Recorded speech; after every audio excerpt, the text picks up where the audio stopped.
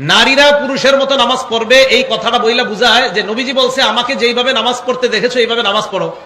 আরে ভাই, নারী পুরুষের নামাজ একরকম হবে এটা আপনি কিভাবে বলেন? আমরা যেইভাবে সেজদা দেই, আমরা যেইভাবে রুকু দেই, এইভাবে আপনি যদি আকল দিয়ে খাটান একটা নারী এইভাবে রুকু সেজদা করলে তো তাকে সুন্দর দেখাচ্ছে না। আপনি এটা কিভাবে বলেন যে নারী পুরুষের নামাজ একমত হবে, একরকম হবে? নারী পুরুষের নামাজ যেমনি ভাবে তাদের সৃষ্টিগত পার্থক্য আছে, নারী পুরুষের আমলগত পার্থক্য আছে। এমন একটা সহিহ হাদিসও খুঁজে পাবেন না যেটা বলছে যে মহিলারা তাদের সালাত আদায় করবে পুরুষদের চেয়ে আলাদা নিয়ম। এমন কোন সহিহ হাদিস নেই।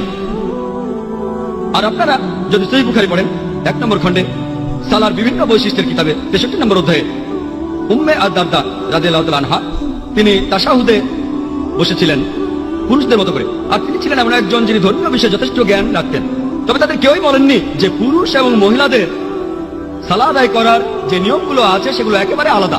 উত্তরটা খুব পরিষ্কার ভাবে দেওয়া আছে। আমার লেকচারে আগে বলেছি যে নবীজি বলেছেন ইবাদত করো যেভাবে আমাকে ইবাদত করতে দেখেছো। তাহলে পুরুষ এবং মহিলা সালাত আদায় করবে একই রকম নিয়মে আর একই রকম ভঙ্গিমায়। আশা করতে পেরেছেন।